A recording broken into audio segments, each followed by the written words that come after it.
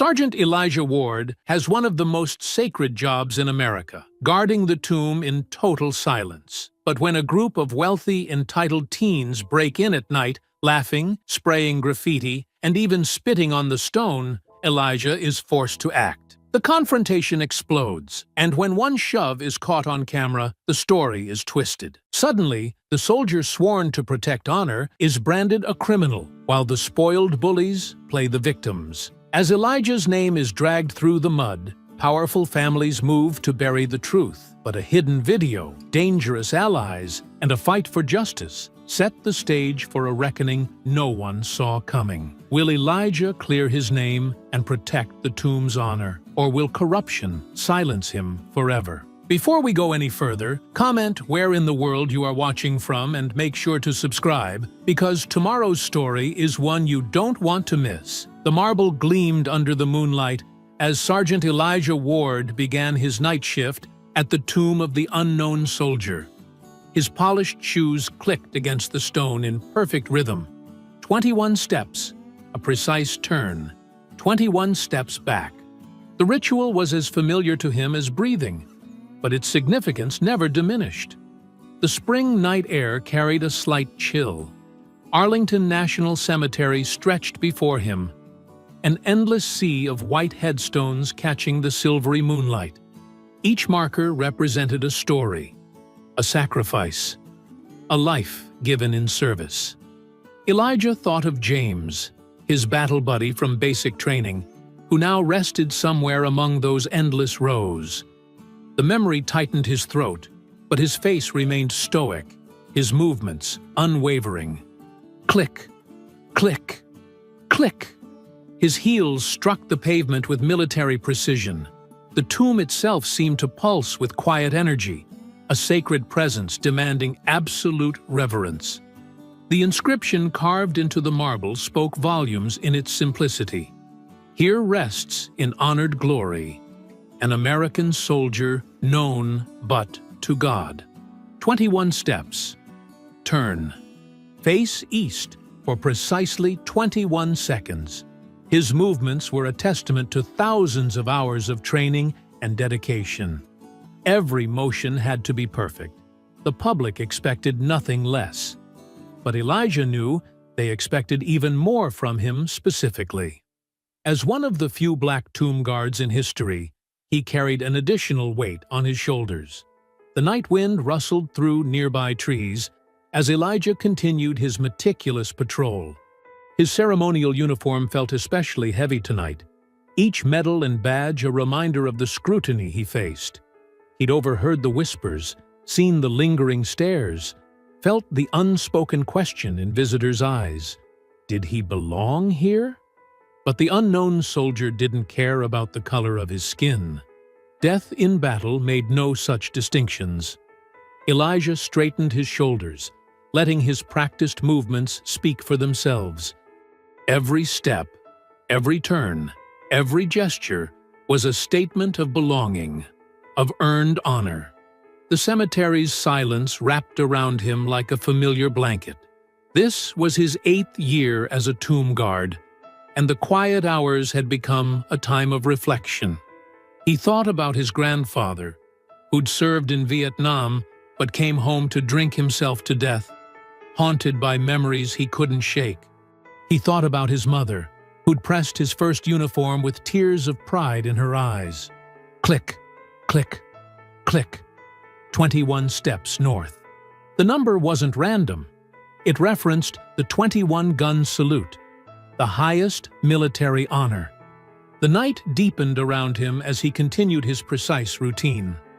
Most people couldn't understand the dedication it took to maintain this level of discipline hour after hour. The uniform alone weighed 20 pounds, but Elijah had learned to move as if it were weightless. His muscles burned with the effort of maintaining perfect form, but he welcomed the sensation. Physical discomfort was nothing compared to the honor of his duty. The cemetery stretched out behind him, a silent city of heroes. Sometimes, in the quietest hours before dawn, Elijah imagined he could feel their presence. All those who'd given everything for their country, watching over his shoulder as he guarded their unknown brother. A sound carried on the wind, faint at first, barely noticeable. Laughter. Footsteps. They echoed from the direction of the cemetery gates, breaking the sacred silence of the night. Elijah maintained his measured pace, but his senses heightened, attuned to the intrusion. Click, click, click. His steps continued, unwavering, as the distant sounds grew closer. Elijah's ears caught the growing sound of drunken laughter and stumbling footsteps. His eyes narrowed slightly, the only break in his perfect composure. Through years of experience, he'd learned to spot trouble before it arrived. These footsteps didn't carry the respectful hesitation of legitimate visitors. 3 figures emerged from the shadows between the headstones. Even in the moonlight, their expensive clothes and careless swagger marked them as privileged youth with no concept of consequence. Beer cans glinted in their hands as they walked, or rather stumbled, toward the memorial plaza. "Check it out," the tallest one called out, his voice carrying too loud across the sacred ground. "It's like a real-life toy soldier." Carter Hayes raised his beer in a mock salute, his designer jacket probably worth more than Elijah's monthly salary. Elijah maintained his precise rhythm. Click, click, click. 21 steps north. The boy's presence felt like a stain spreading across his pristine watch, but his face remained impassive. He'd weathered worse than drunk teenagers. "Hey, Mason, bet you can't do that walk?" Dylan Brooks snickered, holding up his phone to record. His thin face glowed blue in the screen's light. "You know, all robot-like." Mason Clark, broad-shouldered and moving with the clumsy confidence of the drunk, attempted an exaggerated march. His heavy steps echoed wrongly against the stone. "Look at me, I'm a fancy guard." He stumbled, catching himself with a laugh that seemed to pierce the night's solemnity. An empty beer can clattered across the plaza. The sound made Elijah's jaw clench, but his steps never faltered. Turn. Face east. The young men's reflection appeared in the polished marble beside his own. Their loose, entitled postures, a stark contrast to his rigid discipline. "Do you think he's even real?" Carter walked closer, peering at Elijah like he was an exhibit in a museum. "Hey man, you can drop the act. Nobody's here but us." His words carried the casual arrogance of someone who'd never been told no in his life. 21 steps south. Elijah's fingers tightened imperceptibly on his rifle. He'd seen their type before. Children of wealth and influence who viewed the world as their personal playground. But this was no playground. This was hallowed ground. Dylan circled with his phone, filming from different angles. "This is going on my story," he announced. Caption: "Most boring job ever." He stepped deliberately into Elijah's path, forcing him to adjust his route slightly. The small deviation felt like a personal failure to Elijah, though he knew it was necessary to maintain the watch. Every step carried the weight of tradition, of honor. These boys couldn't understand that. They couldn't comprehend what it meant to stand guard over fallen heroes. "Watch this," Mason called out. He crushed his empty can and tossed it, the aluminum spinning through the air before clattering across the plaza. 10 points! The sound echoed wrongly in the sacred space. Elijah continued his measured pace, though his heart pounded with growing tension. Click, click, click. Each step was a reminder of his duty, his oath. The tomb guard's creed ran through his mind like a mantra. "My standard will remain perfection." "He's not even blinking," Carter observed, moving closer to the tomb itself. His presence near the sacred stone made Elijah's muscles coil with protective instinct. "Come on, man. You can't tell me you do this all night. What's the point?" 21 steps north.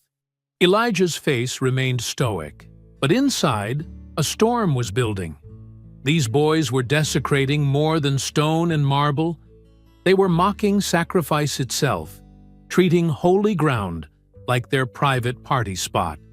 "Bet I can make him move," Dylan said, his voice carrying that particular cruel edge of the young and privileged. He raised his nearly empty bottle, weighing it in his hand. The threat was clear in his stance. The night air seemed to grow thicker, heavier with tension. Elijah maintained his watch, but his senses tracked every movement of the bottle in Dylan's hand. Years of military training warred with his ceremonial duty. The tomb guard was never supposed to break formation, but they were also charged with protecting the sanctity of the tomb at all costs. Dylan's arm drew back, the bottle catching moonlight. "Hey, soldier boy," he called out, his voice slurring slightly. "Catch." The glass arced through the air, spinning end over end toward the white marble of the tomb. Time seemed to slow as Elijah faced his impossible choice: maintain the sacred ritual that defined his duty, or break formation to protect the very thing he was sworn to guard. 21 steps became an eternity as the bottle tumbled through space, forcing Elijah to decide which oath carried more weight: perfection of movement or protection of the sacred. The bottle crashed against the tomb's base, glass shattering across the sacred marble. Elijah's heart thundered, but his steps remained measured. Each footfall felt like betrayal now, staying silent while these entitled boys desecrated everything he'd sworn to protect. "Boring," Carter announced, his voice thick with alcohol and contempt. He reached into his expensive jacket, pulling out something that made Elijah's blood run cold: a can of spray paint. "Let's give this place some color." The first hiss of aerosol cut through the night like a knife. Neon paint splashed across the pristine white marble, forming crude letters. Carter's unsteady hand turned the sacred monument into his personal canvas. "My turn!" Mason grabbed for the can, nearly dropping it in his drunken state.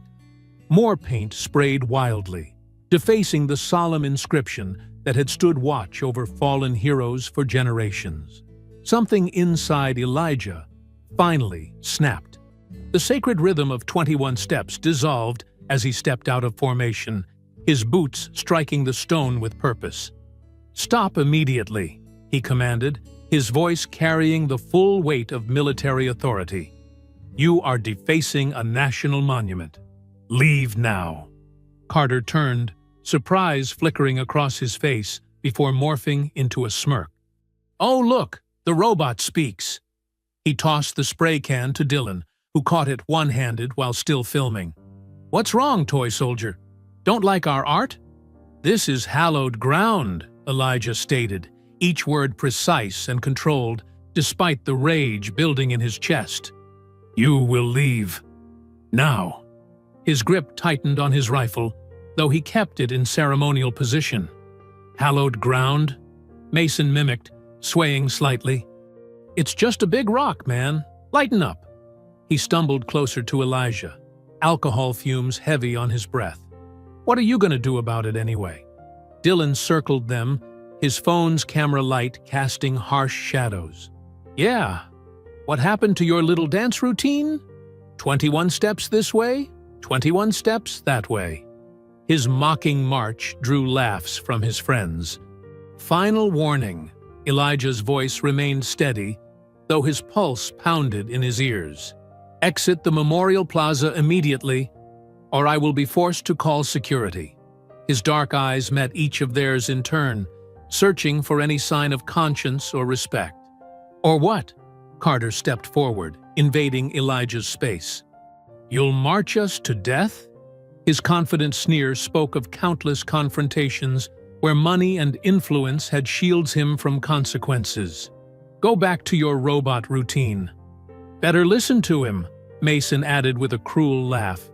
"Daddy's probably got the whole cemetery board on speed dial." He turned to his friends. "Can you imagine if this rent-a-cop tried to touch us? Career over in 5 minutes." The slur that followed hit Elijah like a physical blow. Carter said it casually, like he was commenting on the weather. but the word carried centuries of hate. The other boys laughed, emboldened by their leader's cruelty. Elijah's jaw clenched so tight it hurt, but he held his composure.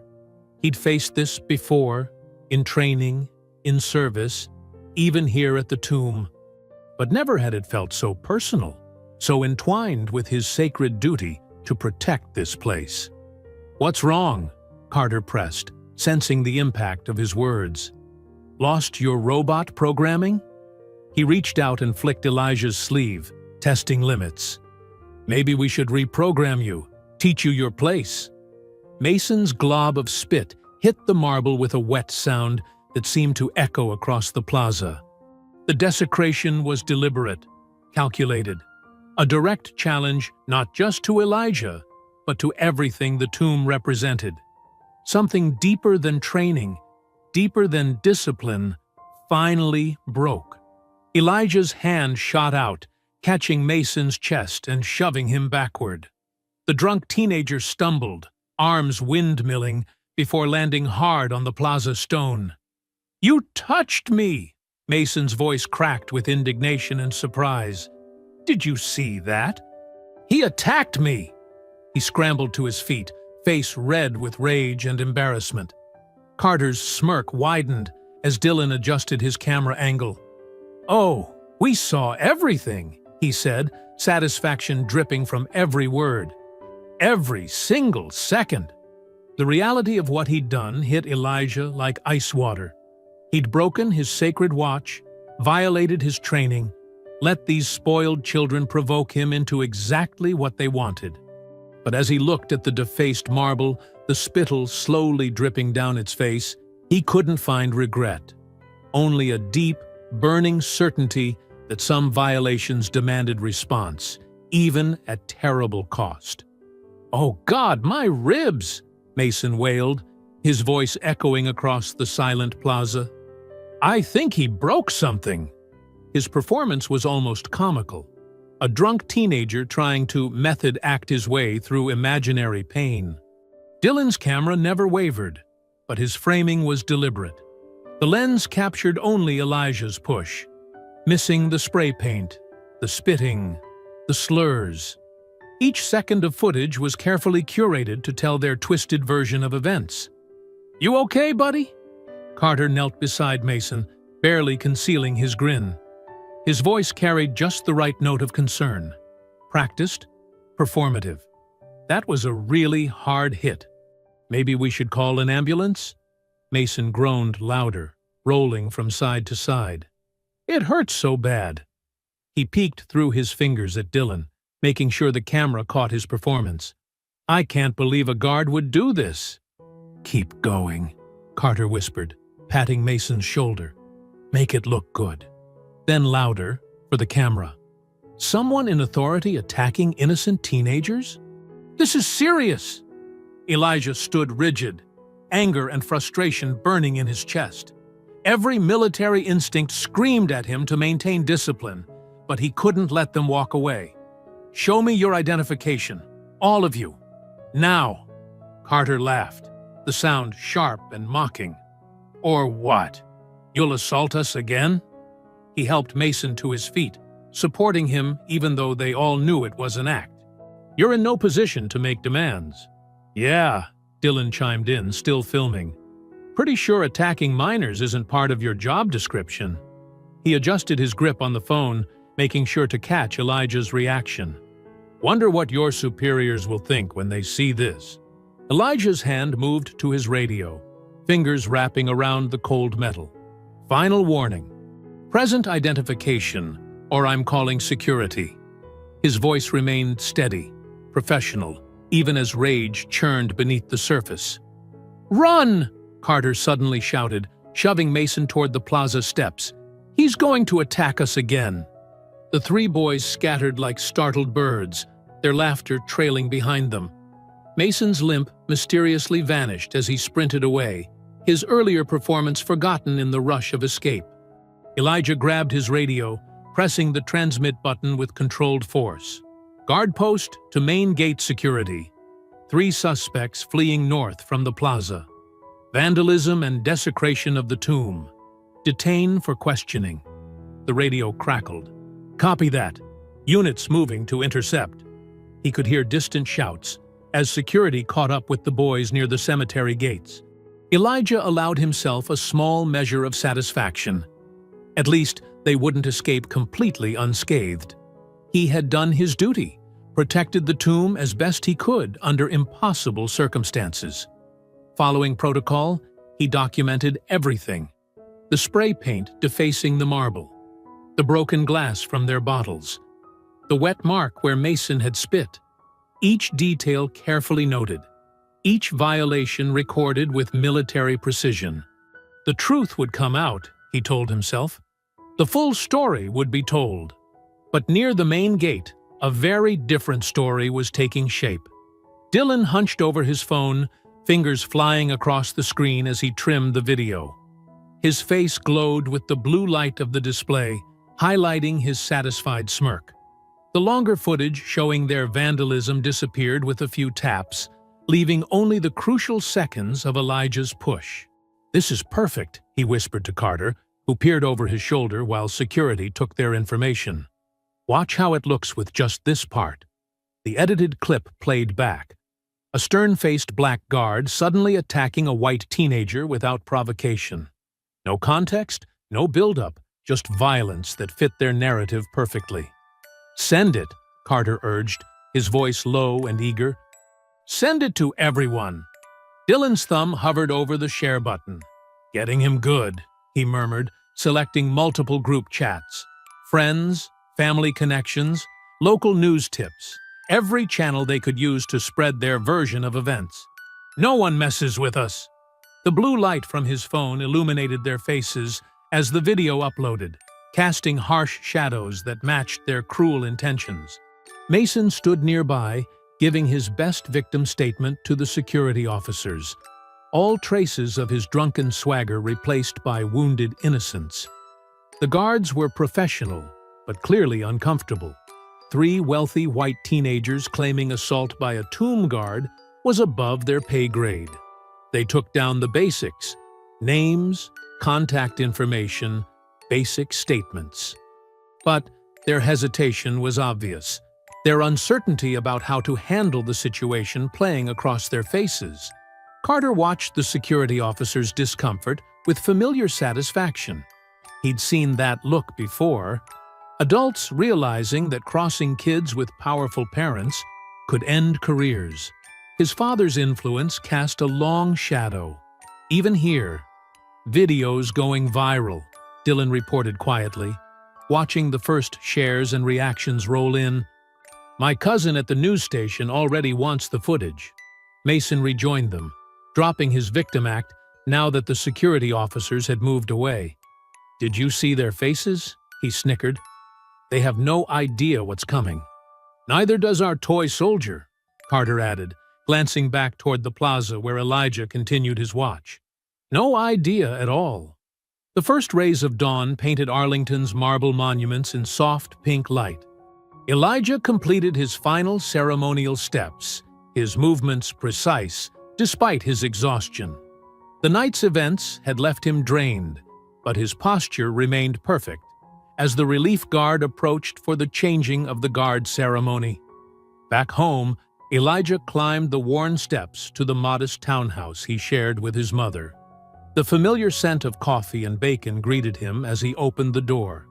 Loretta Ward stood at the stove, her silver hair neatly tied back, humming softly as she cooked.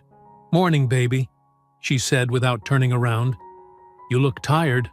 Rough night?" Elijah sank into a kitchen chair, his shoulders finally relaxing. "Had some trouble with vandals. Rich kids trying to mess with the tomb." He rubbed his eyes. "But security caught them. It's being handled." Loretta set a plate of eggs and bacon in front of him, studying his face with motherly concern. "You sure you're okay? I know that sacred duty means everything to you." "I'm fine, Mama." Elijah managed a small smile. "The Army takes desecration seriously. Those boys won't get away with it." His phone buzzed. Then again, and again.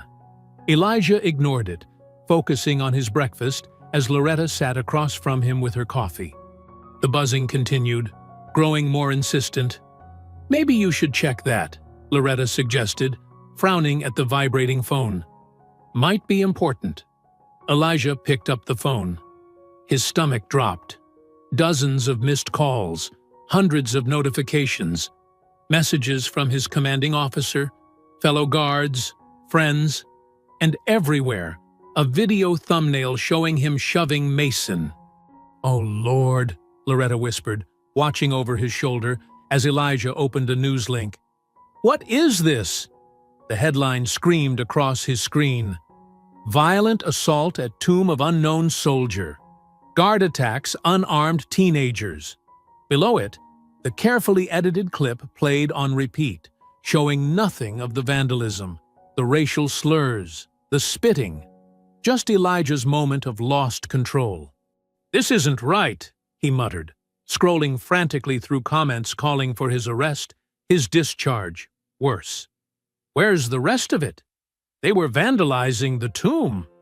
Loretta's hand gripped his shoulder. "Breathe, baby. We'll figure this out."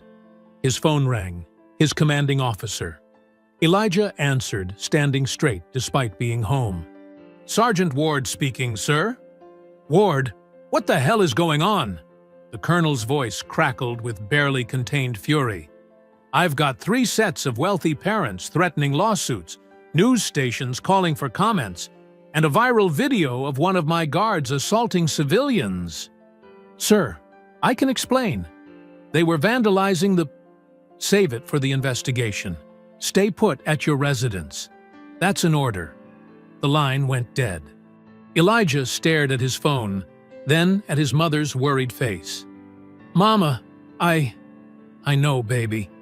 She pulled him into a hug, like she had when he was small. "I know you did what was right." Outside, a news van pulled up. Then, another. Reporters gathered on their small lawn, cameras pointed at the house. Neighbors peeked through curtains, whispering and pointing. Loretta's jaw set in a determined line. "Don't you pay them any mind. Let me make you some more coffee." A heavy knock cut her off. Through the front window, they could see military police vehicles parked alongside the news vans. "No," Loretta whispered. "They wouldn't dare." Another knock, harder. "Sergeant Ward! Military police! Open up!"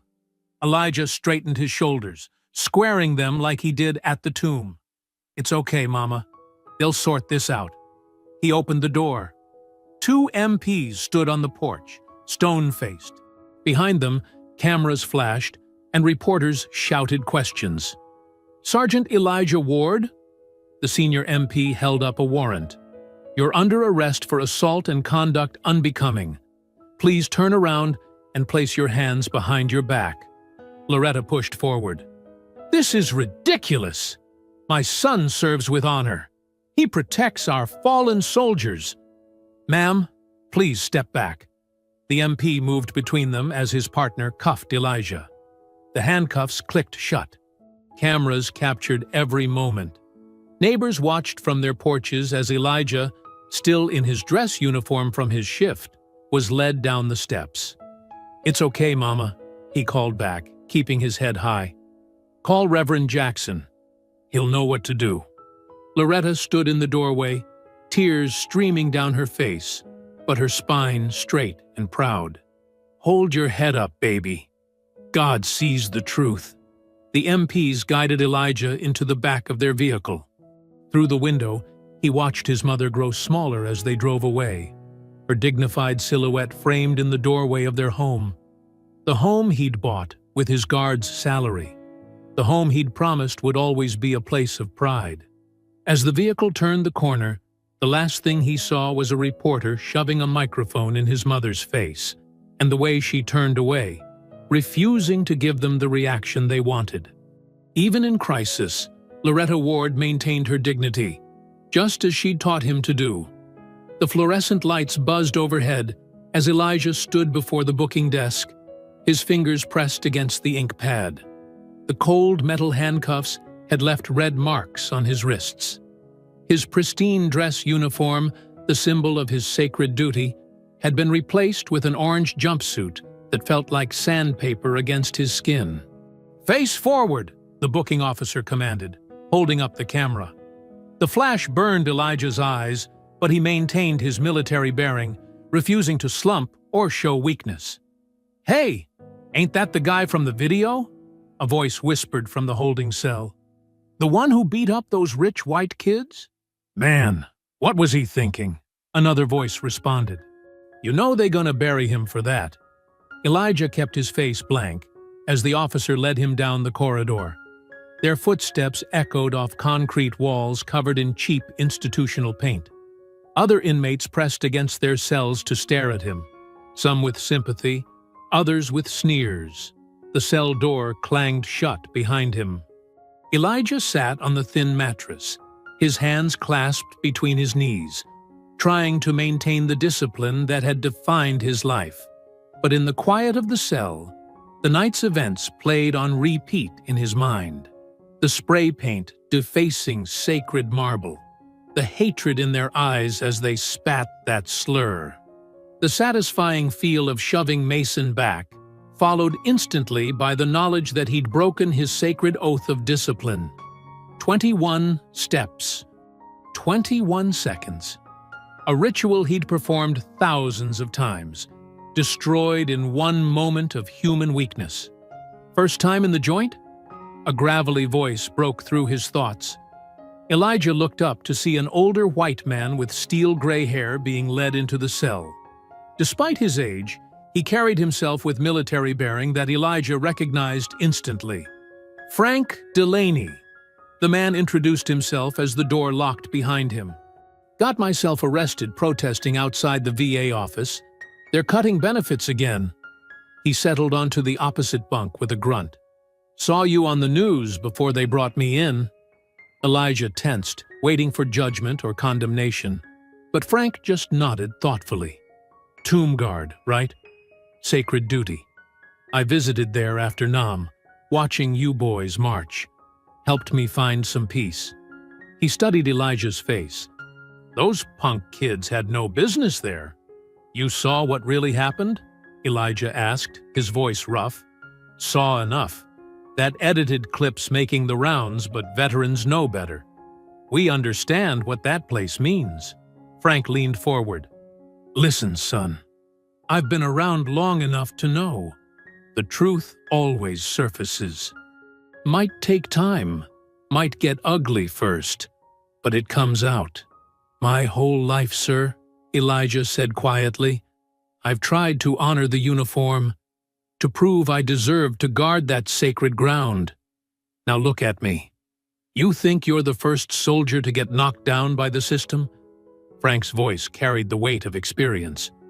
"I came back from Nam, to people spitting on my uniform. But we endured. The truth survived." A guard appeared at the cell door. "Ward, you've got a visitor." They led Elijah to a visiting room divided by thick glass. His heart clenched when he saw his mother on the other side. Loretta Ward sat straight-backed in her Sunday best, her face composed despite the redness around her eyes. "My baby," she said, as he sat down, pressing her hand against the glass. Elijah matched his palm to hers, wishing he could feel her warmth through the barrier. "I'm sorry, Mama," he whispered. "I let you down. Elijah James Ward. Don't you dare apologize." Her voice was steel wrapped in velvet. "You protected something sacred, just like your daddy taught you before he passed. The media's destroying my name. The army's turning its back on me. Let them try." Loretta's chin lifted. "We are descendants of people who survived far worse than this. Your great-grandfather was a Buffalo soldier. Your daddy earned a Bronze Star. You guard our nation's fallen with honor. Hold your head high, baby. What if I can't clear my name? Truth is like cream, baby. It always rises to the top." She smiled, the same smile that had comforted him through childhood nightmares and teenage doubts. "Reverend Jackson is already rallying support. Veterans groups are asking questions. God didn't bring you this far to leave you. A guard called time. Loretta stood, smoothing her skirt. I raised you to stand tall in the face of injustice. Remember who you are, Sergeant Ward. Remember the sacred duty you carry. Elijah pressed his hand against the glass one last time. I love you, Mama. I love you too, baby. Hold your head high. I'll be back tomorrow. As they led him back to his cell, Elijah felt something shift inside him. The shame didn't vanish, but it transformed into something harder, more determined. His mother's words echoed in his mind. Hold your head high. Frank looked up as Elijah returned to the cell. Good visit? Yes, sir, Elijah replied, standing at parade rest out of habit. My mama reminded me who I am. Smart woman, Frank nodded. Sometimes we need someone to remind us of our strength when the world tries to break us down. Morning sunlight streamed through the courthouse windows as Elijah signed his release papers. His hands trembled slightly, but his face remained composed. The orange jumpsuit was gone, replaced by civilian clothes his mother had brought, pressed khakis and a crisp white shirt, maintaining dignity even without his uniform. The bail's been posted, the clerk announced, sliding the paperwork across the counter. Veterans groups from across the country contributed. Elijah nodded silently, touched by the support of fellow service members he'd never met. His attorney, a court-appointed defender named Marcus Thompson, stood beside him with a grim expression. There's a media circus outside, Marcus warned, adjusting his tie. Keep walking. Don't engage. Any statement could be twisted against you. Through the courthouse's heavy wooden doors, they could hear the growing commotion. Camera shutters clicked rapidly as Elijah emerged, his mother's hand steady on his arm. Microphones thrust toward his face like weapons. Sergeant Ward, did you assault those minors? Do you regret attacking innocent teenagers? Should you be stripped of your position? The questions felt like physical blows, but Elijah kept his eyes forward, walking with the measured pace of a soldier.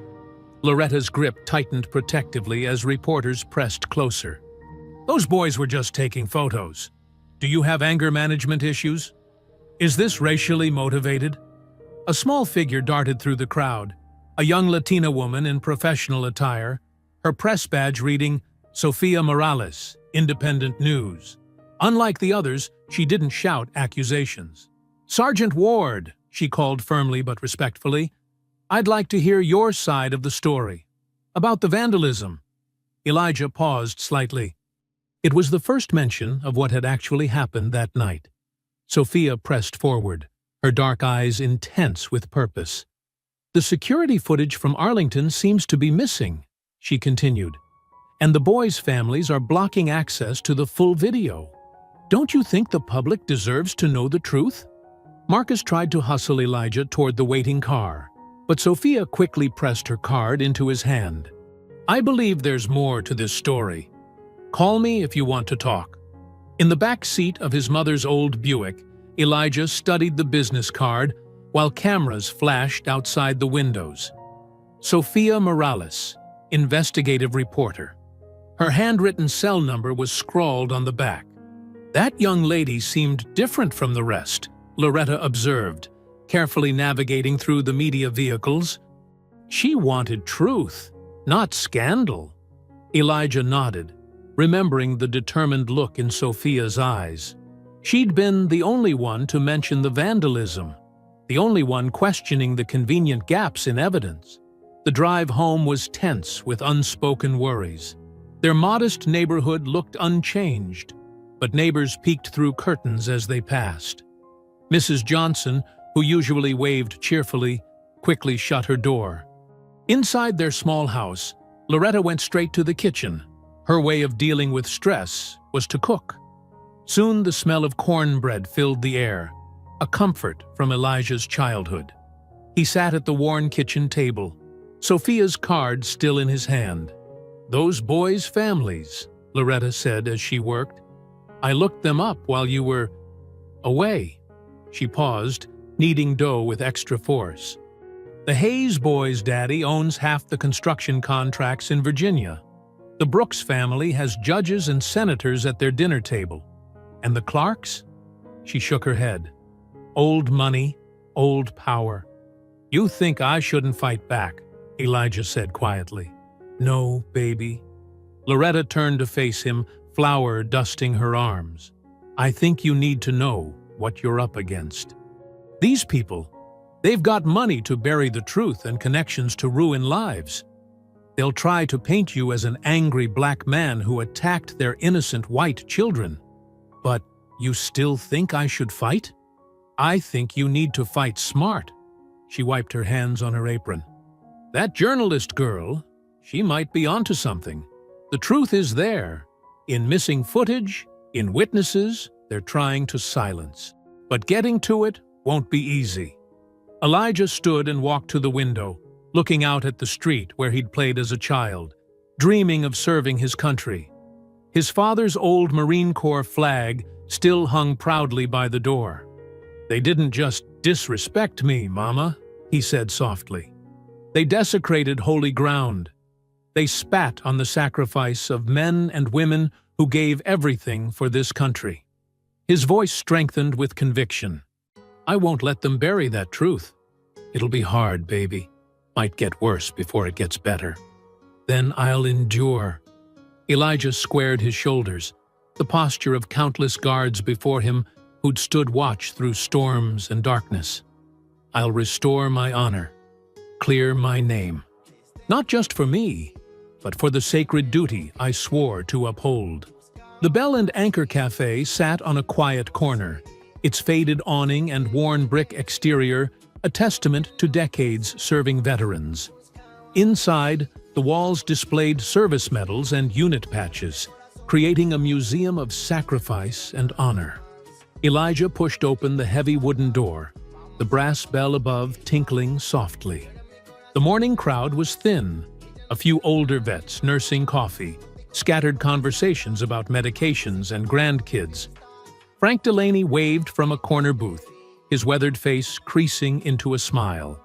Good to see you in regular clothes, Frank said as Elijah slid into the vinyl seat. Orange wasn't your color? A waitress brought coffee without asking, the universal fuel of morning meetings. Steam rose between them as Frank studied Elijah's face. You holding up okay, son? Managing, Elijah replied, wrapping his hands around the warm mug. Thank you for meeting me. Frank nodded toward two men at the counter. Hey, Mike, Pete, come meet someone. The men ambled over.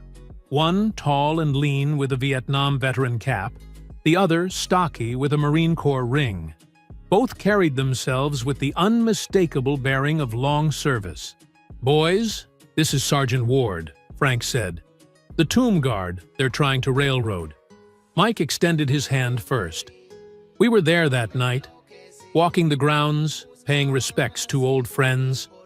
Elijah's grip tightened on his mug. You saw what happened? We heard, Pete growled, pulling up a chair. We were visiting Pete's brother's grave. 20 years since we lost him in Desert Storm. Heard those punks way before we saw them. Drinking, laughing, acting like it was some kind of playground, Mike added. His voice carried the quiet anger of a man who'd seen too much disrespect. We were about to confront them ourselves. You'd testify? Elijah asked, hope rising in his chest. Tell what you really saw? Already tried, Pete said grimly. Police wouldn't take our statement. Said the case was being handled at a higher level. But we'll tell anyone who'll listen, Mike insisted. Those boys need to face consequences. The bell above the door chimed again. Sophia Morales entered, laptop bag slung over her shoulder, her dark hair pulled back professionally. Frank waved her over. Perfect timing, he said. Pull up a chair, young lady. These gentlemen have stories you need to hear. Sophia opened her notebook as Mike and Pete recounted the night's events. Her pen moved rapidly, occasionally pausing to ask clarifying questions. When they finished, she turned her laptop around. I've been digging into our vandals, she said. Carter Hayes. His father, Senator Hayes, sits on 3 military oversight committees. Recently pushed through controversial defense contracts worth billions. She clicked to another document. Dylan Brooks. Mother's a top-tier lobbyist for tech companies. She's known for making problematic stories disappear from social media. And Mason Clark? Daddy's construction empire built half the government buildings in D.C. They're all connected, all powerful. That explains the cover-up, Frank muttered. Money talks. It's worse, Sophia continued. I found sealed juvenile records. 3 years ago, Carter and his friends trashed a local church, spray-painted slurs, broke windows. The case mysteriously vanished. Last year, they hospitalized a student in a pranking incident. Charges dropped. Victim's family suddenly moved away. Pattern of behavior, Mike noted. Entitled little bastards. And they always get away with it, Pete added bitterly. Elijah studied the documents, recognizing the same smirking faces from that night. How did you get these records? I have sources, Sophia said. People tired of watching justice get buried. But we need more. The full video, security footage, anything that shows what really happened. The cemetery cameras must have caught everything, Frank mused. But good luck accessing those files now. I'm working on it, Sophia said. Someone always talks eventually. Power makes people careless. Her phone buzzed. She glanced at the screen, her expression darkening. What is it? Elijah asked. Sophia turned the phone so they could see. The message was simple but chilling. Drop the story, or else. Anonymous number, she said, trying to sound casual. Probably routed through servers overseas. They're scared, Frank said, leaning forward. Means you're getting close to something. I'm not stopping, Sophia declared, but her hands trembled slightly as she put the phone away. The truth matters more than threats. Mike and Pete exchanged looks. We'll spread the word through our veterans groups, Mike said. Get more witnesses to come forward. Safety in numbers. And I'll keep digging, Sophia added. They can't silence everyone. Elijah sat back, watching these allies gather around him. The old soldiers with their unwavering honor, the young journalist with her fierce dedication to truth. For the first time since his arrest, he felt the weight on his shoulders lighten slightly. Thank you, he said simply. All of you. Frank clasped his shoulder. Son, some battles are worth fighting, no matter the odds. This is one of them. Sophia's fingers flew across her keyboard, racing against time. Her small apartment was dark except for the glow of her computer screen and a half-empty cup of cold coffee on her desk. She'd been writing for hours, carefully weaving together the witnesses' accounts with the fragments of unedited video she'd managed to obtain. The article title stared back at her.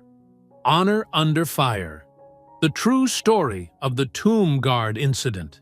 She read through it one final time, checking every fact, every quote. Mike and Pete's testimonies formed the backbone, their military credentials lending weight to their words. She'd included screenshots from the security footage showing the teens arriving with spray paint and alcohol, though the crucial moments of vandalism remained frustratingly out of reach. Sophia hit publish at 3 a.m., then shared the link across her social media networks. Within minutes, the first shares appeared. By dawn, her phone wouldn't stop buzzing. Did you see? She texted Elijah. It's going viral. The real story this time. Elijah sat at his kitchen table, reading the article on his mother's tablet. Loretta peered over his shoulder, her hand resting protectively on his back. Sergeant Ward's actions that night weren't those of aggression, but of sacred duty. He read aloud. Multiple witnesses confirmed the teens' deliberate provocation and vandalism of one of our nation's most hallowed monuments. The story spread like wildfire through veterans groups and military families. By mid-morning, Local news stations were picking it up. Comments sections filled with outrage. Not at Elijah, but at the privileged teens who desecrated the tomb. "Look at this," Loretta said, showing Elijah her phone. A Facebook group called Stand with Sergeant Ward had gained 10,000 members overnight. Videos surfaced of other incidents involving the three teens: school fights, vandalism, bullying, that had mysteriously disappeared from social media before. Frank called around noon. "Turn on the news, son." Channel 7. Elijah flipped on the TV. A reporter stood at Arlington's gates, where dozens of veterans in uniform had gathered. Many held signs, "Protect our monuments," and "Justice for SGT Ward." The camera panned across families of fallen soldiers joining the crowd, their gold star pins glinting in the sunlight. "The response has been overwhelming," the reporter said. Veterans organizations from across the country are demanding a full investigation into both the vandalism and the apparent cover-up that followed. More people arrived throughout the day. Military spouses brought food and water. Children of service members laid flowers. The peaceful crowd grew into hundreds, then thousands, maintaining respectful silence near the tomb while their signs spoke volumes. Sophia arrived at the vigil with her camera, documenting the surge of support. She interviewed Gold Star mothers who spoke of their children's sacrifices and the sacred nature of the ground. Combat veterans described what the tomb meant to them, their voices thick with emotion. "This is about more than one incident," a retired Marine colonel told her. "It's about privilege versus honor, about whether money can buy immunity from consequences." The teens' families tried to push back. Senator Hayes appeared on a friendly news show, calling the gathering politically motivated. But his practiced smile faltered when the host asked about his son's sealed records. By evening, news helicopters circled overhead, broadcasting aerial views of the candlelit vigil. Someone had started a live stream, which Elijah watched from his living room couch, his mother's hand clasped tightly in his. The camera showed Frank leading a group of Vietnam veterans in a silent salute. Mike and Pete stood among them, faces stern with purpose. A young Gold Star widow spoke quietly about her husband, buried just yards from where the vandalism occurred. "Those boys spit on more than marble," she said. "They spit on every sacrifice made for this country. And someone finally had the courage to stop them." Elijah watched as more people joined the vigil. The crowd now stretched from the tomb to the cemetery gates, their candles creating a river of light in the gathering dusk. Many wore uniforms: Army, Navy, Air Force, Marines, standing shoulder to shoulder with civilians who understood the meaning of respect. Sophia's article had cracked the wall of silence. The truth was spreading, carried by thousands of voices that wouldn't be silenced by money or influence. For the first time since that night, Elijah felt something loosen in his chest, a knot of despair giving way to a fragile hope. "Look," Loretta whispered, pointing to the screen. The live stream showed a group of young soldiers in dress uniforms arriving straight from duty. They moved through the crowd to stand at attention, an impromptu honor guard for their suspended brother. Elijah touched the screen, his finger tracing the familiar paths he'd walked so many times, the sacred ground he'd sworn to protect. The crowd held their candles higher, light pushing back the darkness, truth challenging power. A notification popped up on his phone. Another message from Sophia. "This is just the beginning. The truth is getting harder for them to bury." He watched the vigil continue into the night, each candle a star of hope, each person a reminder that honor still meant something in this world. The fluorescent lights of the newspaper office buzzed overhead as Elijah made his way through the maze of empty desks. It was nearly 8 p.m., but Sophia's desk lamp still glowed in the corner. She sat hunched over her computer, her usual confident posture replaced by something more guarded. "Sophia?" Elijah called softly. She startled, then tried to hide it with a weak smile. "Hey, thanks for coming." Her voice was strained, and dark circles shadowed her eyes. Papers were scattered across her desk. Printouts of emails, social media posts, and what looked like legal documents. "What's wrong?" Elijah asked, pulling up a chair. "The vigil was incredible. The story's getting out there." Sophia rubbed her temples. "That's just it. They're fighting back. Hard." She turned her monitor toward him. On the screen was a new video interview, one of the cemetery's night guards claiming he'd watched the whole incident. "Sergeant Ward was agitated that night," the guard said. "Those boys were just taking photos. He lost control." "That's a lie," Elijah said, his jaw tightening. "That guard wasn't even on duty that night. I remember the rotation." "I know." Sophia pulled up more windows. "They've got 3 more witnesses saying the same thing, all with perfect credentials, all telling the exact same story. And look at this." She opened her email, showing him dozens of messages from her editor. "They're calling my reporting biased, saying I manipulated quotes, coached witnesses." Elijah leaned forward to read.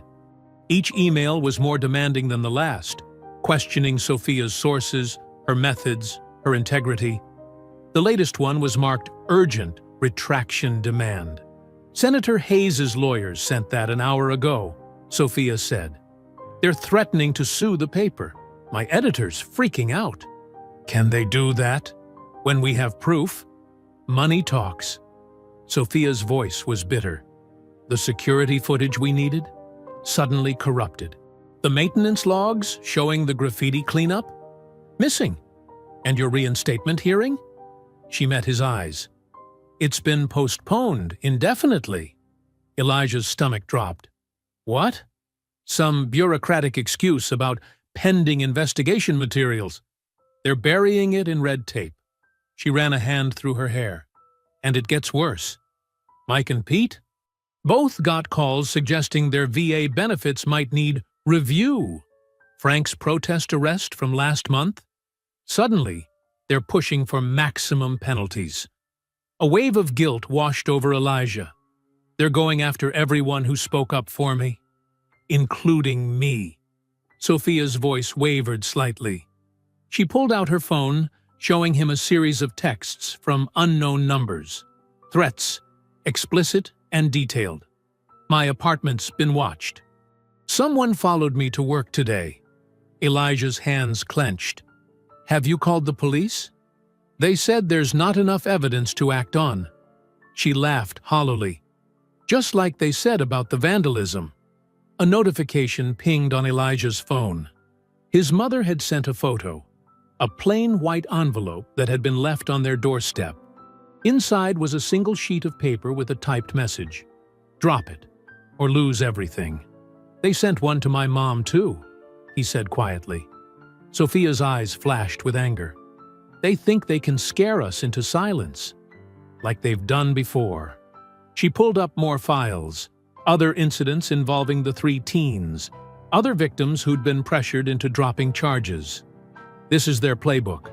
Intimidate, discredit, bury the truth under money and influence. Elijah stood and paced the empty office, feeling trapped. The lights of the city glowed through the windows, but they seemed cold now, distant. His phone buzzed again, more notifications about news articles questioning his story, his character, his fitness for duty. "The worst part," Sophia said, "it's working. People are starting to doubt. The vigil's momentum is fading. Social media's turning against us." She showed him the trending topics: conspiracy theories about political motives, accusations of race baiting, cruel memes mocking his service. "What about the unedited video?" Elijah asked. "The one showing everything?" "Dylan's father hired experts to testify it was doctored. They're claiming we fabricated evidence." Sophia's voice cracked slightly. "I'm sorry, Elijah. I thought truth would be enough." Elijah nodded slowly, his throat tight. I should go. It's late. He needed to check on his mother, make sure she was safe. Thank you, Sophia, for everything you risked.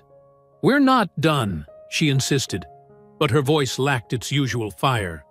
The drive home felt longer than usual. Elijah kept checking his mirrors, wondering if he was being followed too. The street was quiet when he pulled up to his house, but the silence felt threatening now rather than peaceful. Inside, his mother had left a light on. His dress uniform still hung perfectly pressed on the back of his bedroom chair, silver badge gleaming in the dim light. Elijah stood in the doorway, staring at it, at the crisp lines and polished buttons, at everything it represented. He reached out to touch the sleeve, remembering the weight of it, the pride he'd felt putting it on each day. Now he wondered if he'd ever wear it again, ever stand that sacred watch, ever feel that sense of purpose and honor. The uniform hung silent in the darkness, offering no answers. The numbers on Elijah's bedside clock blurred together as he tossed and turned. Sleep refused to come. Every time he closed his eyes, he saw those sneering faces, heard their laughter echoing through the sacred grounds. The weight of his suspended duty pressed down on his chest like a stone. At 4 a.m., he gave up trying to rest. The pre-dawn air was crisp as he dressed in jeans and a plain black sweater, civilian clothes that felt wrong on his skin after years of uniforms. His mother was still asleep as he slipped out the front door, her worry-lined face finally peaceful. The streets were empty as Elijah walked the familiar route to Arlington. His feet knew every crack in the sidewalk, every turn of the path. He'd made this journey countless times before, but never like this. Never as an outsider. The cemetery gates loomed ahead, iron bars stark against the lightening sky. Elijah stopped short of entering, his hands gripping the cold metal. From here, he could see the gentle slope leading up to the tomb. His heart ached at the sight of another guard performing the ritual he knew by heart. 21 steps. Turn. 21 steps back. The precise movements were ingrained in Elijah's muscles, in his very being. He watched the guard's measured pace, the rifle positioned exactly as regulations demanded. The morning light caught on polished brass and pristine wool. An older couple walked past him through the gates, the woman carrying flowers. They gave him a wide berth, eyes flickering with recognition before quickly looking away. Elijah's jaw clenched. Just days ago, visitors had watched him with respect, even awe. Now he was someone to fear, to avoid. The guard changed shifts as the sun crept higher. Elijah stayed rooted in place, unable to tear himself away. Each click of heels, each precise movement of the changing of the guard ceremony twisted something deeper in his chest. But beneath the pain, something else was crystallizing. A clarity he'd been missing. This was bigger than his career, bigger than his reputation. The unknown soldier represented every service member who'd given everything for their country. That sacred trust had been violated not just by 3 spoiled teens, but by a system that protected wealth and privilege over honor and truth. "Thought I might find you here," a gruff voice said behind him. Elijah turned to see Frank Delaney, looking worn but determined in his old Vietnam veteran's jacket. The older man's eyes were sharp as they studied Elijah's face. "Couldn't sleep," Elijah admitted. "None of us could." Frank moved to stand beside him at the gate. "Been making calls all night, calling in favors from people who still remember what honor means." They watched in silence as the morning guard continued the eternal vigil. Each step was a reminder of what had been taken from Elijah, but also of what he was fighting to protect. "You know what gets me?" Frank said finally. "Those boys didn't just disrespect you, or the tomb. They disrespected every man and woman who ever put on a uniform. Every family who ever got that folded flag. And their folks think money can make that right.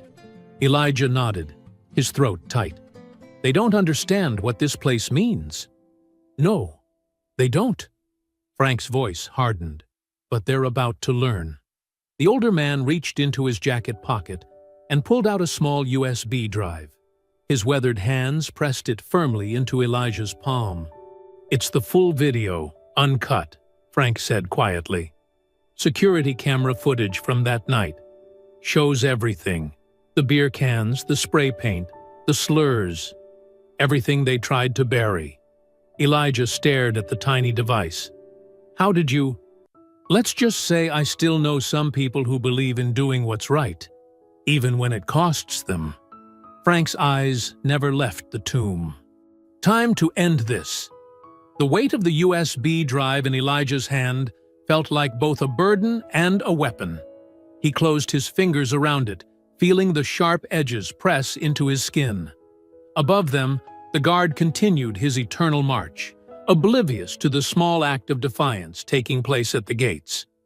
They'll try to stop us, Elijah said. They've already threatened everyone who's tried to help. Let them try. Frank's voice carried the steel of a man who'd faced worse odds. Some things are worth fighting for. Some truths need to be told, no matter the cost.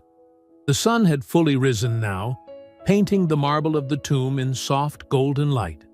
Elijah watched as another visitor placed a small American flag at its base. Even now, even with all the controversy, people still came to pay their respects, still remembered what this place stood for. He straightened his shoulders, feeling a familiar resolve settle over him.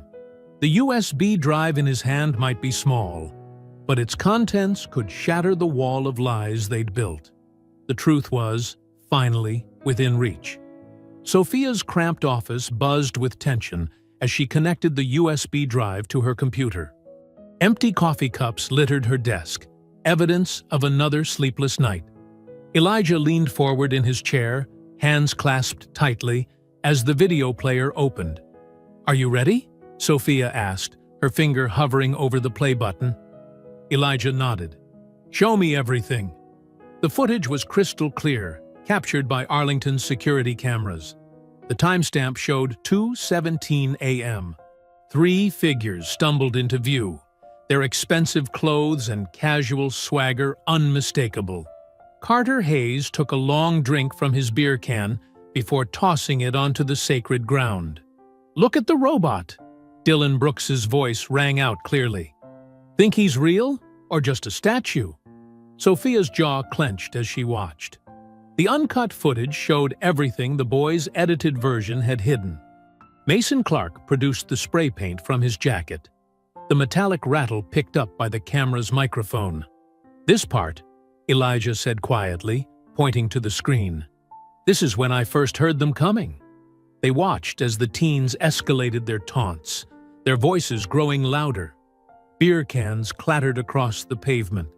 The camera caught every moment of their deliberate disrespect. Got the robot mad yet? Carter jeered on screen.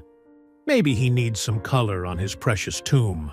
The spray paint hissed as it marked the white marble. Sophia glanced at Elijah, seeing the pain in his eyes as he relived the moment.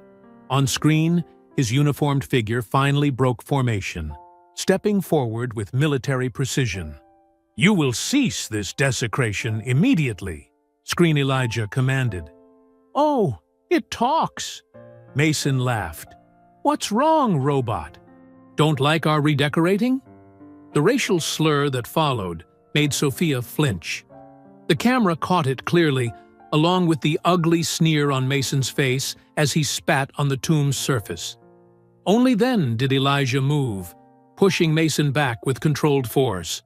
Nothing like the violent assault their edited clip had portrayed. Pause it, Elijah said hoarsely. Sophia stopped the playback, giving him a moment to collect himself. This changes everything, she said, already pulling up her draft article. The timestamp proves it wasn't edited or doctored. The audio is pristine. Their whole narrative falls apart. Elijah stared at the frozen image. Will people believe it? After everything their families have done to control the story? They'll have to. Sophia's fingers flew across her keyboard. The evidence is undeniable. And I've been building a larger story around this. Their family's history of covering up scandals, buying influence, silencing critics. She turned her screen to show him the article taking shape. The headline read, "Sacred Trust Betrayed. The Truth Behind the Tomb Guard Controversy." "I want to add your voice to this," Sophia said. "A personal statement about what that night meant to you, what the tomb represents. People need to understand what was really violated here." Elijah was quiet for a long moment, considering. Their families will come after you harder than ever. Let them try. Sophia's dark eyes flashed with determination. "I became a journalist to expose exactly this kind of corruption. The public deserves to know the truth." They spent the next hours crafting the story. Sophia wove together the security footage, witness statements from Frank and other veterans, and documentation of the family's previous cover-ups. Elijah's statement came straight from his heart, describing the sacred duty of guarding the unknown soldier, and the pain of watching that sacrifice mocked. "Every step we take at the tomb is measured," he wrote. 21 steps, representing the 21-gun salute. Each movement honors those who gave everything for their country. When I saw them desecrating that symbol, I didn't see their wealth or status. I saw an insult to every fallen soldier, every grieving family, every American who understands what true sacrifice means.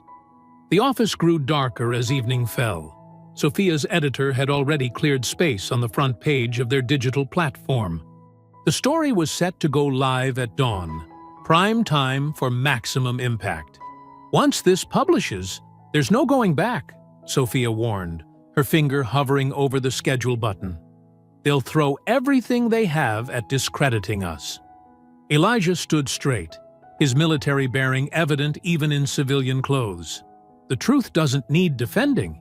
It just needs to be told." Sophia nodded and pressed the button. The article was locked in, set to explode across the internet in just a few hours. She saved multiple backups of the footage and article, storing them in secure locations. "Now we wait," she said, checking the time. 6 hours until dawn. 6 hours until the truth they'd fought so hard to expose would finally see light. Elijah looked out her office window at the darkened city.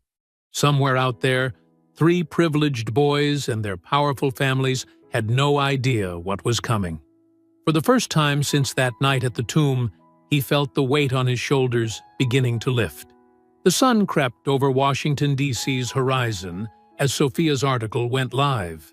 Within minutes, notifications began flooding her phone. She sat in her office, having never left, watching the view counter explode. "It's happening," she told Elijah, who had dozed off in a chair. He blinked awake, immediately alert. The uncut security footage played on every major network. Anchors spoke in grave tones about the shocking revelation and deliberate manipulation of the original narrative. Social media erupted with fury as people shared the video, their comments a tidal wave of outrage. Tomb Guard justice started trending.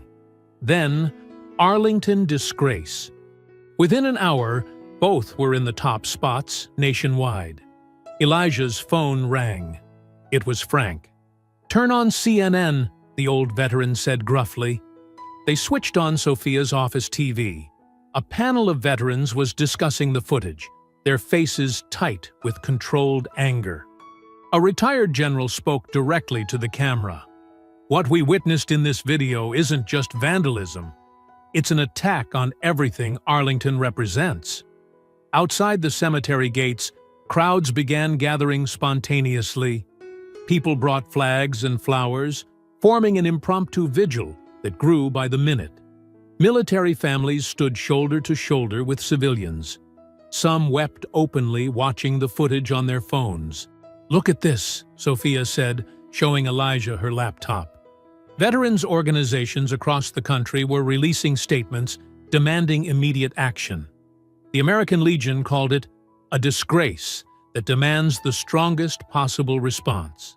The VFW announced plans for nationwide demonstrations. The story spread like wildfire. International news picked it up.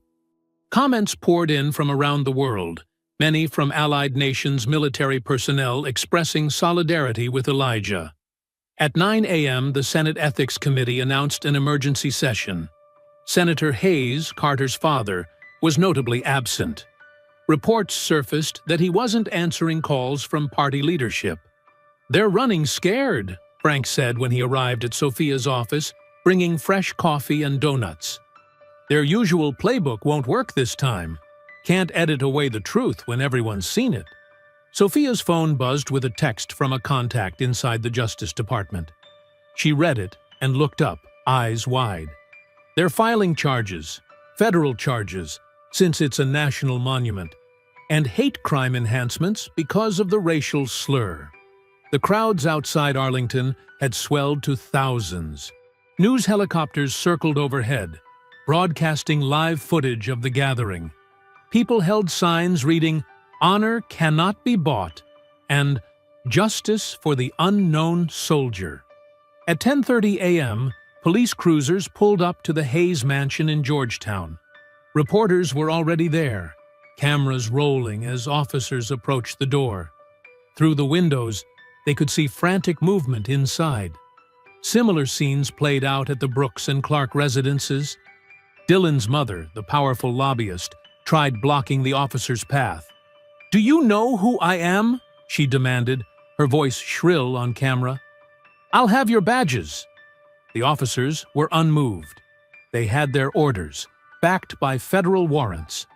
Mason Clark came out fighting, trying to run. Two officers tackled him on his manicured lawn. His father stood in the doorway, for once speechless, as his son was handcuffed. Carter Hayes went quietly, his usual swagger gone. His face was ashen as officers led him to the cruiser. Neighbors filmed on their phones as the boy who thought himself untouchable was placed in the back seat. Dylan Brooks tried claiming the video was fake, that he had proof. The officers ignored his protests. His phone was already being seized as evidence. In Sophia's office, they watched it all unfold on live TV. Frank nodded grimly with each arrest. "Justice comes for everyone eventually," he said. "Even the ones who think they're above it." Elijah remained quiet, his expression unreadable as he watched the boys being taken away. These were the same young men who had mocked him, who had tried to destroy his career and honor. Now they looked small, scared, stripped of their protective bubble of privilege. "Your mother's calling," Sophia said softly, pointing to his buzzing phone. He answered.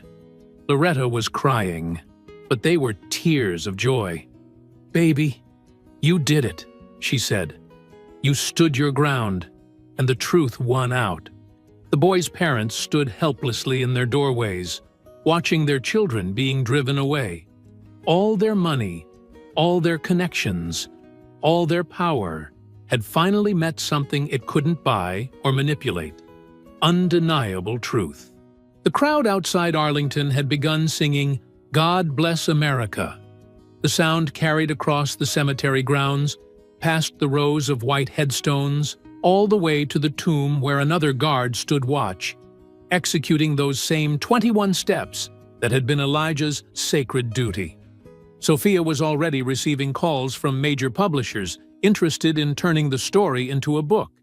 But for now, she simply sat with Elijah and Frank, watching justice unfold in real time across their screens. The three spoiled boys who had thought themselves invincible were about to learn a harsh lesson about accountability. Their parents' influence couldn't shield them anymore.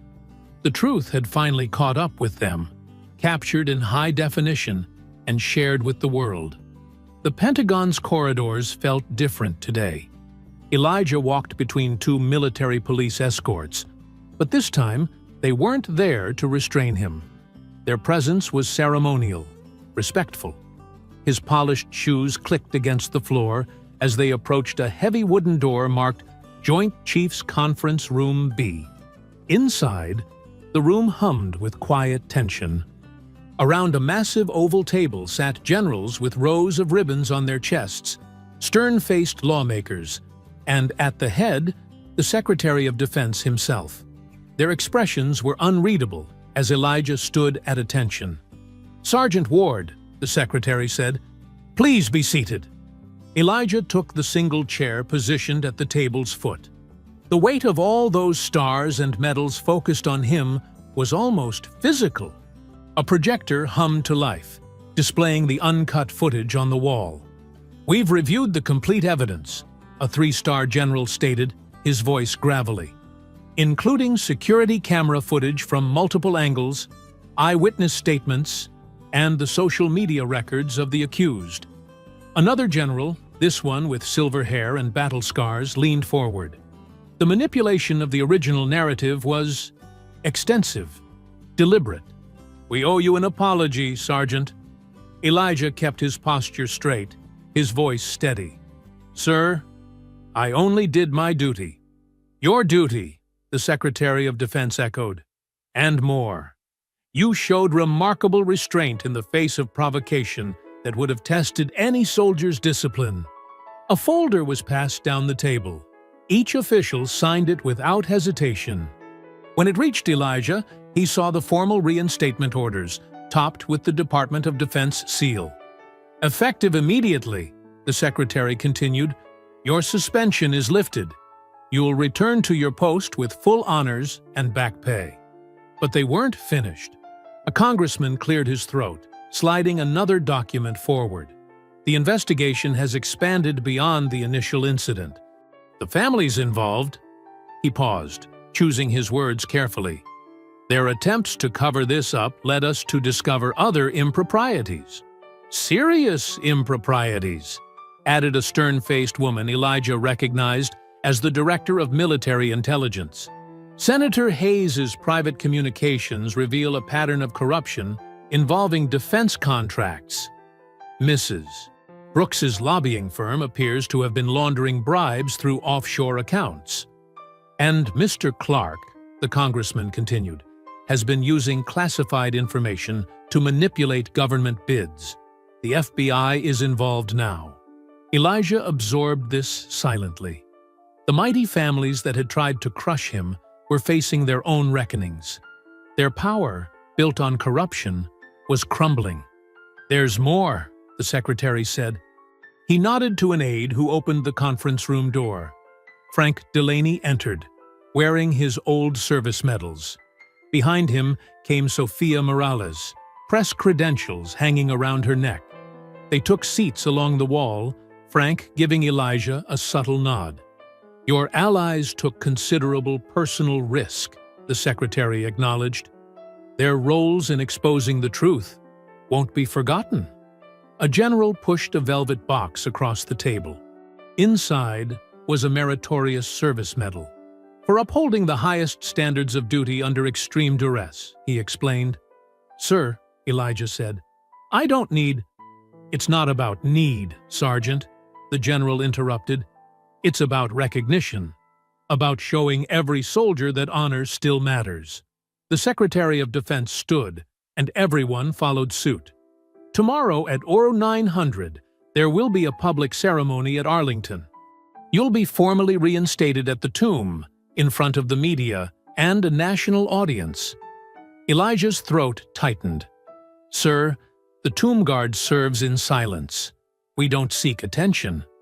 "Sometimes," the silver-haired general said softly, "the best way to honor silence is to let the truth ring out. Those boys didn't just attack you, Sergeant. They attacked everything that Post represents. The nation needs to see it restored." The secretary extended his hand. "You've done the unknown soldier proud, Sergeant Ward. Now let's show America what real honor looks like." Elijah shook hands down the line.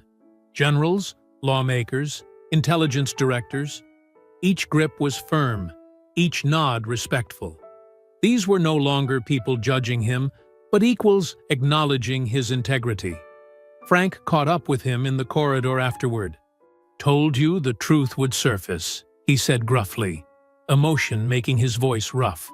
Sophia was scribbling in her notepad. "They're letting me break the story about the corruption investigation," she said. "It's going to be bigger than we thought." Elijah looked down at his reinstatement papers, the official seals gleaming. Tomorrow, he would wear his uniform again. Tomorrow, he would return to those sacred 21 steps. His phone buzzed, a text from his mother. "Baby, turn on the news." They found a television in the Pentagon lobby. Every channel was running the same breaking news banner. "Tomb Guard vindicated. Corruption, scandal rocks Washington elite. The mighty had fallen. The truth had prevailed. And tomorrow, Elijah would return to his post. His honor not just restored, but strengthened by the fire he'd walked through." Frank squeezed his shoulder. "Get some rest, son. Tomorrow's going to be a big day." The autumn air carried a crisp bite as dawn broke over Arlington National Cemetery. Dew sparkled on perfectly trimmed grass, and a light mist clung to the marble monuments. Thousands gathered in hushed reverence around the tomb of the unknown soldier, their breath visible in the morning chill. Loretta Ward stood in the front row, her Sunday best adorned with a gold star pin. Her eyes glistened with pride as she watched the path where her son would soon appear. Next to her, Frank Delaney stood ramrod straight in his Vietnam service uniform, medals catching the early light. Sophia Morales held her press badge but hadn't touched her notebook. This moment wasn't for reporting, but for witnessing. At precisely 0900, a bugle called across the grounds. The crowd parted as Sergeant Elijah Ward approached in his perfectly pressed uniform, every crease exact, every button gleaming. His face was composed, showing none of the emotion that must have churned beneath the surface. Each step was measured, precise, the walk of a man who knew his worth. The Secretary of Defense stood at attention near the tomb, flanked by generals and officials, but they weren't the focus. All eyes followed Elijah as he took his position. His shoes, polished to mirror shine, clicked sharply on the marble. "Present arms!" The command rang out. Elijah snapped to attention, his M14 rifle held exactly perpendicular to his body. The morning sun caught the weapon's polished wood and steel. The rifle felt right in his hands, like coming home. In the third row, a news camera caught the fallen faces of Carter Hayes, Dylan Brooks, and Mason Clark, the three boys who had tried to destroy him. They stood in suits now, under court order to witness this ceremony as part of their sentencing. Their once proud families huddled in the back, shadows of their former selves. Senator Hayes had resigned in disgrace. Mrs. Brooks's firm was being dismantled by federal investigators. Mr. Clark faced years in prison, but Elijah didn't spare them a glance. His focus remained where it belonged, on the tomb, on his sacred duty, on the honor he had fought to protect. The secretary stepped forward to speak. "Today, we right a wrong." His voice carried across the silent crowd. "We restore to his post a soldier who exemplified the highest virtues of his charge, even when faced with despicable provocations." Loretta dabbed her eyes with a handkerchief. Frank stood straighter, if that was possible, his weathered face set with satisfaction. Sergeant Ward's unwavering dedication to his duty, his restraint in the face of hatred, and his persistence in seeking truth embody the very principles this memorial represents. The secretary's words echoed off the marble columns. The desecration of this sacred space was not just an attack on one soldier, but an assault on everything we hold dear. Today, we show that honor prevails, that truth cannot be buried, that justice though sometimes slow, arrives with certainty. Sophia noticed how the disgraced families flinched at these words. Their names had become cautionary tales, their influence evaporated, their reputations destroyed by their own corruption and their son's cruelty. "Sergeant Ward," the secretary concluded, "resume your post." Elijah executed a perfect about-face. 21 steps. Turn. 21 steps. Each movement was flawless, a testament to countless hours of training and dedication. The click of his heels marked time like a metronome of dignity restored. Veterans in the crowd stood at attention, offering silent salutes. Gold Star families bowed their heads in respect. Even journalists kept their cameras lowered, honoring the solemnity of the moment. The morning sun climbed higher, burning away the last wisps of mist. Elijah continued his vigil, each turn and step exact, his bearing impeccable. This was more than a ceremony now. It was a demonstration of unbreakable spirit, of honor that couldn't be tarnished by lies or corruption. Loretta watched her son with quiet joy, remembering the boy who had dreamed of serving, who had never let injustice break his spirit. Frank nodded in satisfaction, seeing in Elijah the best of what military service could produce. Sophia observed it all, knowing this story would be told for years, not just of scandal exposed, but of dignity upheld. The three boys who had tried to mock this ceremony now couldn't meet anyone's eyes. Their attempt to treat this sacred duty as a joke had revealed their own hollow cores. Their names would be forgotten, while Elijah's would be remembered with respect. As the crowd slowly dispersed, Elijah maintained his steady pace. 21 steps. Turn. 21 steps. His shadow moved with the sun across the marble, a living reminder that some things remain unshakable. Honor, duty, truth. The tomb of the unknown soldier stood as it always had, its white marble now free of the vandals' marks. And before it, Elijah Ward kept his eternal watch, silent and unbroken, a guardian whose dedication had been tested by fire and emerged stronger. The old saying echoed in many minds that morning.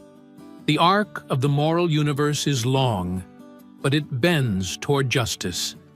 Today, they had seen that arc complete its course. Honor had prevailed over corruption, truth over lies, dignity over disgrace. The changing of the guard would come later, but for now, Sergeant Elijah Ward held his post, his vindication complete, his duty unending. In his silence was a power that no amount of wealth or influence could overcome. The power of one person standing firm for what was right. I hope you enjoyed that story. Please like the video and subscribe so that you do not miss out on the next one. In the meantime, I have handpicked 2 stories for you that I think you will enjoy. Have a great day.